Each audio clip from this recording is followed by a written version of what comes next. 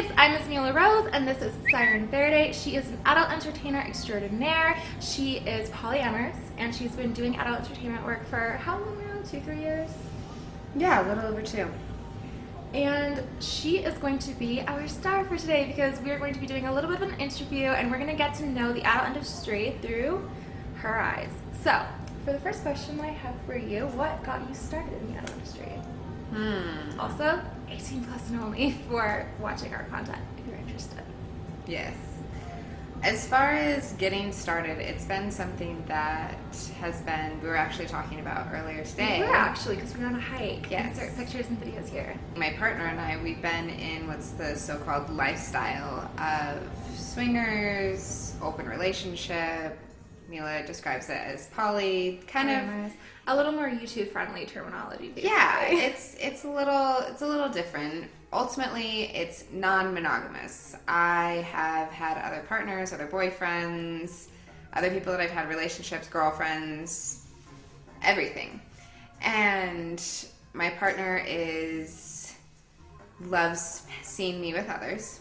And it sort of naturally segued into showing me off to the world, and then turned into something that then all of a sudden it's full on Twitter, and then OnlyFans and ManyVids and all of these platforms that we get out there, and just made it happen into this.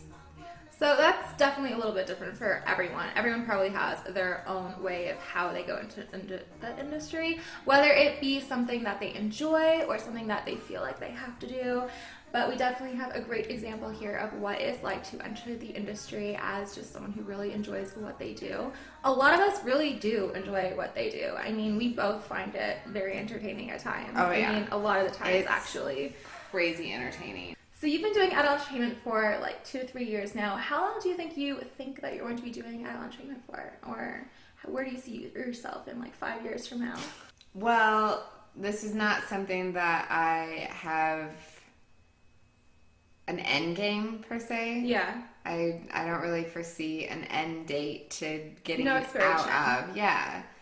And as far as what the future holds within it, I mean, continued connections with people, and I definitely enjoy working with the same people more than once, so long that it continues going, because you and I have been working together now for over a year. Yeah. Oh, yeah. Almost about 1.5 years, actually. Yeah. Crazy. It's kind of nuts to think about how time just flies. It really is, as you get older, too. Yeah, but I mean, again, this is, because it's a lifestyle, it's something that I want the connections to last, and whether or not people that I come across come in and out, I ultimately make a genuine connection the way that I work.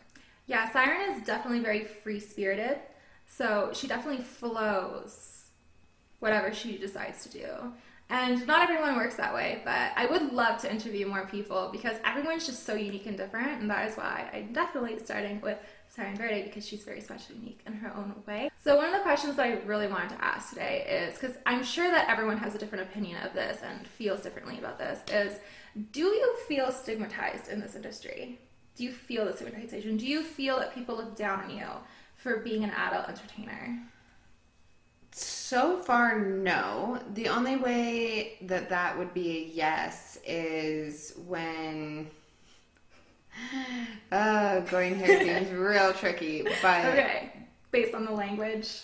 No, more how things became politicized. But, so when Black Lives Matter happened, those of you who know the fetishes that I tend to fall under once you go and explore my content... Interracial. Yeah. Is that correct in terms of... Yeah, I mean, being politically correct within what would be considered specific interests within this industry can be frowned upon. And those who have followed me continuously and have actually... I've host people in my home a lot of the time, so they actually get to see my day-to-day activities. This isn't real life. Yeah, this isn't like, oh, show up for a shoot, I'm going to kind of know your personality, I'm going to put my best foot forward. Not that I don't, but I'm very much myself. I can vouch for this. Man, this is such a tricky thing to talk about, knowing that this is like definitely. going out there. I'm not racist. I know that I'm definitely... And I don't think anyone who's met you thinks that you are No, at all. definitely not. I put myself forward in a position of learning, a beginner's mind as much as I possibly can, because I'm aware I don't know everything. There's no way in this life that I possibly can, because I read new books regularly. And when I talk to you, when I talk to, you know, the lady that I have work on me for chiropractic, when she came over here, we're all learning new stuff. Yeah, it's funny because I read something very recently. It was on Reddit, but basically, like, the more you know, the more you realize you don't know, and you start to realize you're not as smart as you think. But I actually read that people who are more close-minded and think that they're very, very intelligent or in their space of work, they usually tend to know the least because they don't realize as much that's out there and available. I highly recommend, if you're interested in learning about that aspect, go check out a book called Death of Expertise. I don't remember. Look it up. Nope. Oh, she might have a book. I do. Death of Expertise by Tom. Not sponsored. Not sponsored. Great but read. Yes, great read. I have not read it. About basically the campaign against established knowledge and why it matters. So again, recognizing that if you consider yourself an expert in any field, some people consider one thing, if you don't know this about me, I am also a yoga instructor. I've done over 1,000 hours in yoga training. I tried on those because when we were doing the unboxing at AVN, we did bring that up. Oh, but yeah. If you haven't seen that video. Update. And so I definitely have more knowledge than the average individual about yoga in general. I know little bits about lots of different more types. than the general population. But I do not consider myself an expert. I recognize that there are many things that I don't know about it. And so again, going back to topic, the stigmatization that I experience and I'm not.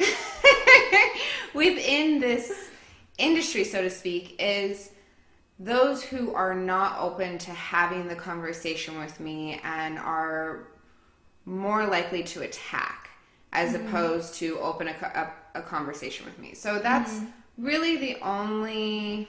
Yeah, they jump to conclusions in their head and they form their own opinions. Yeah. Which I think we all do to some extent about every kind of category. Everyone within all of my videos are willing participants with everything agreed upon prior to. Every once in a while, things might slip up that people, including myself, have experienced that we may be uncomfortable with in a shoot, but things are talked about afterwards, that there are no's, there are limits, there are things that we like, there are things that we don't like, and I'd say 98, 99% of the time that's honored within the people that I work with, and so far I think that you've experienced too. And I think that people who are adult entertainers, we are definitely more open-minded, I would say, than people who are not. Why that is, I don't know. I mean, I think part of it has to do is, like, we are very stigmatized against, so people look down on us, frown upon us. That is a thing, that's a real thing in stigma. Have you experienced it? Not directly, but I have read debates, I'm not a part of the conversation, but I'm reading it. I mean, I've read on things of how, like, we're objectified and, and, like, basically that we're degrading ourselves. I have read, these are beliefs that other people have. And they are... Keyword, beliefs. Yes, they're beliefs. Not facts. They are, I believe, unpopular opinions. I believe they are. I'm not 100% sure on that. But this is a thing that some people do believe, that we are more objects and that we are degrading ourselves and we're putting ourselves out there. And that simply isn't the true. And honestly, I really think that a lot of the times when we are degrading ourselves in content, say videos, photos, if we're writing, submissive words on our bodies, for example, without giving too much information because this is YouTube, I feel like people can enjoy that too. And that's a thing, like, a lot of people enjoy different kinds of things, and you can enjoy being more submissive and degraded, and that's not mean that by no means is that meaning that you're less than. What are you doing? I said not me. not you. No, you're way more femdom, but I do know. But some again, like, who do that she's ultimately covering the fact that just because others think that we're being objectified, we are putting ourselves in a position knowing full and well that we are participating in what would be more a role play, which we may actually enjoy sexually. So are you allowed to say that? I think so, because that's more on the educational side of things than just this is not my world, so I try and be as, good on YouTube as possible. It's kind of hard to completely not be. But what's interesting is I talk to handfuls of different people that I work with. Mm-hmm. Some people, their parents know what they do. Yeah, it's true. Some are supportive, some are not, some are ostracized. My parents, as of right now, do not know what I do. So you do feel the need to keep secrets from some people in your life. It's not a need to keep secrets. It's more a that was unspoken don't ask, don't tell. Right. Because the way that my parents work in particular is my mom knows that if she asks me a question, she's going to get what I view as a truthful answer. My truth, of course. And then the majority of the time she really doesn't like that. But what's funny is the assumptions that she makes about my life, which is not what I do. I am not, get rid of this word later if you need to, but I am not an escort. I am not an escort. We'll call it call girl. I think that's a little bit. Well, escorts can be just straight escort, like being a companion for the evening. Or fancier, a courtesan. I like that word, actually. And that is so funny because I feel like when you call yourself, I'm going to bleep this out, but I feel like if you call yourself a porn star versus an adult entertainer, there's difference in finesse. And I feel like based on difference in finesse, whatever that may be in whatever industry, there's a difference of how that person is viewed. I say adult content creator. I like that too. Most of the time people don't know at all what I'm saying. Granted, I do hang out with an older crowd in general. I was down in Mexico over the New Year. Nice. And the place that I went, it was the youngest person there, aside from me and one other woman, and the other woman I brought was 50 years old. Everyone was 60 and up. They were all doing this kind of work. No. Oh, I'm sorry. No, only it one. Was for New Year's. Yeah. No, it's good. One woman who's 50 does this work. Okay. And she was the one who came down to see me, but otherwise the people that lived in this community were all 60 and up. And they were all fantastic. The ones that I spoke to about what I did were so supportive.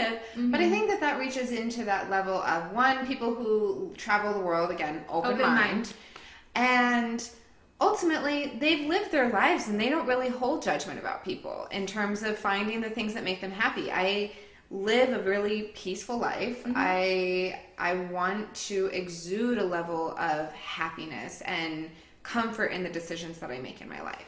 And I think that does come from a level of age and maturity because you do I'm not a spring chicken, just so you know. You do definitely have a higher age. Mm-hmm. More people that you hang out with are older, and I feel like younger ages are less mature, less knowledgeable. They might also their own. It's just life experience. Like the whole stigmatization of the adult entertainment industry, I think does partly, in fact, come from lack of knowledge, lack of understanding, and when you are hanging out with older crowds, they might have that experience where they can be a little bit more open-minded and knowledgeable of what's going on. If there's one thing that you wish that you knew now that you didn't when you first started working in the adult industry, what do you think that would be, or what would you want your now or your past self to know that you know now? Or someone who's starting out in the industry, what would you want to tell them as advice? Two things. Two things, because they are the bane of my existence right now of dealing with. Model releases. I agree. IDs and IDs with selfies. Don't ever. I mess this up so often, and I'm paying the price for it right now. Especially when she's working with so many people as she does. Oh my gosh. I have over 30 releases that I'm dealing with right now, and there's probably some that have slipped through the cracks. Not any fault of, again, everybody consented every this, but the way that I do things legal is so free and so flowy that details and specifics get lost. Mm-hmm. Do them as much as you can prior to recording any content, before any film gets really turned on. Get your phone out. There are plenty of release apps. If you are on ManyVids or a lot of those, there are sections that you can get a model release paper. I'm not sure if I can link it, but if I can, I will try. If you ever get on those platforms, or if you are interested in getting on these platforms, you can reach out to one of us via our socials. We have referral links, and if you refer with us, I personally will help assist you get started and help, give you this information. But that's number one. IDs, model releases, I completely agree. that is... When it comes to that, I like how your partner says it. It's like doing a handshake. There's nothing wrong with it. You don't have to be stressed out about it. It's literally you saying, yes, we are going to do this. We're business partners now. That's basically essentially how it is. And it's very, very important because we're moving into a time where I believe clip sites are really having to hold themselves accountable, and based on that, they have to hold models accountable to have this documentation. Otherwise, they could be screwed out of their own business. Mm-hmm. So we need to have that. So when you work with another model, you need to have a model release form where you are signing and agreeing that this content, you can publish it online, and also that you have their ID. The ID is very, very important because you have to prove that they are over 18 years old and that is them. Very important, and more so important moving forward now than I would say in the past several years. In the past several years, I don't think it was really micromanaged at all. It wasn't really looked for. And I still struggle ultimately in finding a specific, clear answer within this. Technically, an ID and a model release with a signature should be enough. Right. Unfortunately, there have been lots of people who then decide to step away from this, want the content taken down. Really? Tough cookies. You sign a release, you agree to have these things out there. Legally, that person, they can't. Legally, they can't, but again, people will try to find a loophole. So again, some people ask for selfies with bunny ears, with something specific so that something couldn't be photoshopped, different angles. However deep you want to get into protecting yourself, that's up to you. But again, these are the things that I'm having to recognize moving forward 2 years into this. If you have people's old content, if you've ever filmed something because you were dating someone, don't post it. She's mothering you now. Don't post it. That's not consensual to be sharing with the world. There are a lot of people that I know that are within the lifestyle that have a library full of what's called... But it wasn't consented. What's called spank bank. Yeah, spank banks, whatever, however that's built up, that is not for others' eyes. That was for your eyes only. Out too, like... The loss. If you know how to do facial blur, all that stuff, fantastic. Yes, that is on a fine line. But again, consent to these model releases, these IDs, all the stuff, as much of a nightmare and kind of a buzzkill in terms of doing stuff. It's just part of what we do. Yeah, so if you do have this older content that you didn't get consent from a certain individual, if you blur their face and the face is not recognizable, you're okay to... Again, we're not legal experts, so I just say don't use it. Personally. Unless you have a relationship with these people and you say, hey, I'd really like to do this, and you have something that you can talk with them about, fine. So that's one. That's my main... I know we segue. But the second one is, if you start doing this intensively, you are going to build a ridiculous library of content, right? Yes. Edit as you go as much as you can and have an organization system. Yeah. I was having someone organize some of my stuff, and then I forget that we don't all think the same way. So if you have the desire to do lots of different kinds, whether you'll know these terms later on, so I'm not going to get into them. It's just initials for now. So you mean like categories? Yes. Categories and tags. So VG or foot or group or whatever it might be. Yeah. Label those. Put them in there. Whatever system works best for you. Yeah, there's many ways. Start with a system and stick to it, because I, again, paying dearly right now for these tedious tasks of lots of unedited content that I really want to get out, but trying to get to it and know which ones are edited and are not and watermarked. And watermark. So many things. Hold on. Sorry. Let's jump to that one. Oh, on one topic. So in terms of organization, I highly stand for this. It is really, really important to have an organization flow. And you can fall off a little bit, but try and, like, when you realize you're starting to get unorganized, try and pick yourself back up and go through your files. And maybe you need to change your system every now and then and update it. You could change and update your organization as you go, but not doing this, you will pay dearly. I remember when I was in college, I was doing 38 arts and animation. My professors always told us, make sure that, so hard to give you an example. Okay, so for example, on Photoshop, if you've ever used Photoshop, you have layers, and if you don't name these layers and you don't know what each layer is, having to click the view icon to, figure out which one it is, it gets really rough. And even with all of those other softwares, there's different things that you should be naming, because if you don't, it just becomes a nightmare and it's not organized, and it's really rough, especially if you're like handing it off to someone else and they don't know what they're working with. So organization is just so important and professional, and it's time saving. You don't think it, but it is time saving. You think that you're saving time by not putting in that extra time to organize things, but it will save you time in the future. So watermarks. Watermarks. And then I actually have 3 more, but it's actually like one seed of advice given to me from someone else. Okay, but going back, watermarks. For now, if you are just getting started and you have, whether it be, Video Leap on your phone or iMovie or whatever it is, and you just put your name at the bottom right corner, because this is what artists do. Bottom right corner. Is that going to the right? I don't know. Sorry, I was actually looking at the time. Is this the right, though, on the screen? It's the right for us. Bottom right. Bottom right corner. You can do a slightly translucent of that. If you decide to actually get a logo made, then you just make sure it's a PNG file, and you always put that on your... PNG allows transparency to be saved. Yeah. That will always mark your video, so if it's ever found somewhere else, you'll know that was your content that you probably did not put somewhere else. So that is something that you'll know ultimately that was your content that got let out prior to your permission or got taken. Not to mention, if you ever go through, third parties of having another company remove the content for you, you can be like, okay, well, this is my watermark, this is mine, I own this content, and it'll help them understand that it's yours. They'll identify it. Trust me, I've made the mistake of not watermarking, and then it's just lost cause. All right, so forgetting the watermark is also another thing. I have a watermark tutorial if you want to go check it out. I'll link it. So I met with a woman, a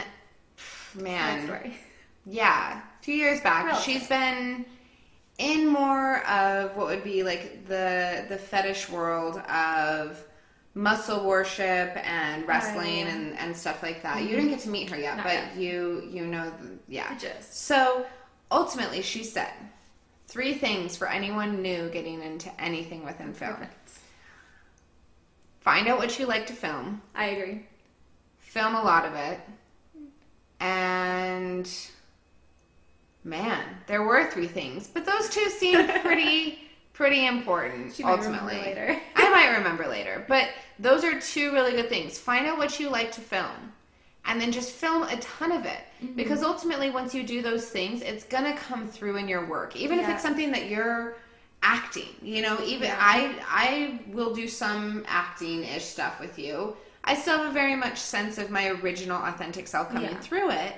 But then once you're filming a ton of it, this stuff doesn't go away. This content is you're the product.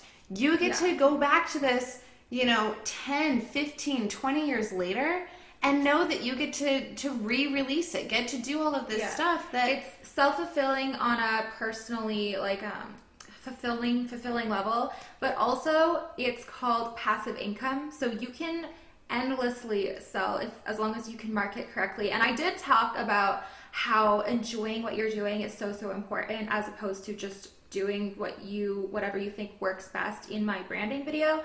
And in my marketing video, I will help you guys try and tell you how to market your stuff better. But definitely this stuff, stockpile it, all your content, your videos, your photo sets, and you can sell it forever as long as you are and alive. Who doesn't want to look at yourself back in the time when you were like real done up or looking real good, whatever it might be? Yeah. Who wouldn't want to have that documented? Those are good times to remember. No, I'm joking. Good I swear to Lord! God, that was a joke. No, she's a very down-to-earth, kind woman. I'm just a spoiled brat. As you can see from my prankster content. No, she's a down-to-earth. That's okay. I get her back in all kinds of ways. She always does. I always do. She was wrestling with me earlier today. So. Yeah. She's I'm practicing because there's a girl out there, Laura Cross, shout out to you. She's going to take her down. Literal fight if you want to. We'll see. Yeah, we'll see how that goes. We've done a couple wrestling matches so far. One was with a bunch of lube in an inflatable pool, which was reffed. It was very interesting. All wrestling. We're not talking about. No, this is straight wrestling. Yes. Straight wrestling. Yes. And yeah, that was fun. And then we did another one that was like full on, actually like on this couch, and then we had a mat down in the middle. I definitely jacked my neck up in that one a little bit, but it was probably as close to full speed in terms of intensity of trying to do stuff. And this was a no training. I have no training in wrestling. I have a rough. And now she's getting pretty some. good. She has a dojo, a master. What would you call him? What would be his title? I honestly don't know. Whatever you guys know know as far as somebody who is a.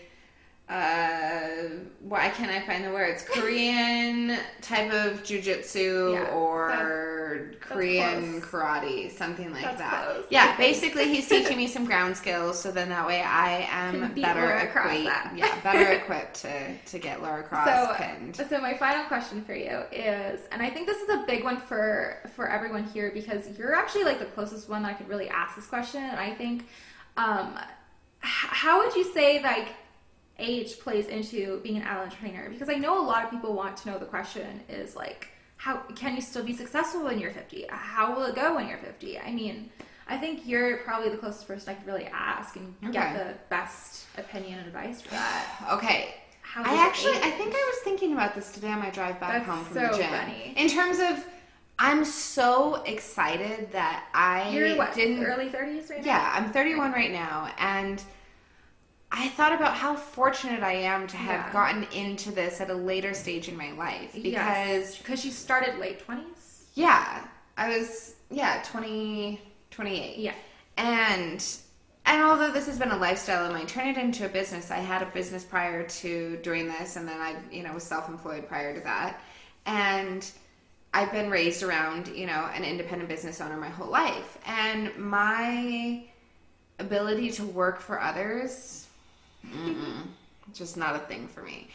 And I think that anyone who has an interest in something that they know that they feel good doing, that they look good doing, and are, you don't have to be, you don't have to be a charismatic person necessarily to do this. If you know you have a switch that comes on when, a camera is on, that or energy. It's definitely an energy that you can feed off of, and on that you're same working. Note, it's okay to be uncomfortable in front of a camera, but still enjoy what you're doing. Totally, that's okay. Totally, too. And part of it comes down to, I work with another woman, the one that I was mentioning that came down to Mexico. She's 50, and she looks amazing. Back. So ultimately, this woman who's 50, she also had been in the lifestyle for quite a long time, and then ended up finding someone that she had been with within the lifestyle who's done this work for over 20 years. That's DFW crazy. Knight. He's been independent the whole time, and she figured out how to copy that model and is self-employed. She finds the people to shoot with, and then the woman that I was telling you that gave me that sort of seed advice, there is a third part in there, but it's probably one of those things that once you're around that person, then they'll give it to you. Otherwise, it's just like only in the presence of. So we're gonna have to leave you with the two. But she's but she's also, she didn't get into this until her 30s, and I think that there's parts of her that she's expressed, having wanted. She wished maybe that she had started younger. I don't have that I can see that process. Though. I can see why someone would want to start younger, but I mean, you shouldn't look back on life and think, well, I could have done this, I should have done this, I would have, whatever. What happened, and you are where you are, and you can only make of your present and your future. And if you're younger, find a mentor who's been doing this for a little while. If you, Yeah, again, like we talked about, once you beneficial. start to learn, you're going to realize you don't know that much. Open mind. Be humble when you talk Definitely. to your mentors or the one that you find. Find a Recognize guru. that we have experience. If we haven't experienced it, we're going to tell you that we haven't. But this is a big, wide world that you can get lost in very easily. That when you find those good people who are well established and are willing to share their information, stick with them. Trust me, it goes far. Respect the elders. They're your mentors. But yeah, that is what we have for you today. I hope that really helped you gain insight into the adult industry if you are not a part of it. If you are an adult entertainer and you are more starting out and you're more brand new, then I hope this gives you a lot of useful advice that you can use. And anyone else who is watching this, I hope this is helpful, and I hope this gives you insight into the industry. And yeah, we're not bad people, you guys. We are not objects. We are not degrading ourselves, making ourselves look like whatever. We feel empowered. We do. This is actually way more empowering than anyone who is clearly not in the industry don't understand that we really are empowering ourselves, because this is our own job. So we are our own boss. We make our own hours. We work where we want, when we want. We call the shots on everything. We really are empowered. I mean, how long ago was it that women weren't able to work real jobs at all because they weren't allowed to? We are now at a time and age where we can take control of all those things, and we are doing that as female entertainers. And just keep in mind, all I did today was I woke up, took my time, went to the gym, had coffee, then came home and we went for a hike. How does that turn her into an object or degrade her for like just living her best life? Yeah. That's what I want to say. And for you guys who are trying to figure out what you think of adult entertainers, I want to be able to break the stigma. I really do. Like, I want to be able to help break it. I probably won't have much of an impact, but I hope I help. So yes, if this video was useful or you enjoyed it, please give me a big thumbs up, subscribe, turn the notifications on down below, and if you want to check out Ciren, you'll see all the links. 18 and plus only, check her out, Ciren Verde, subscribe and check her out. Bye, till next time, hope you enjoyed.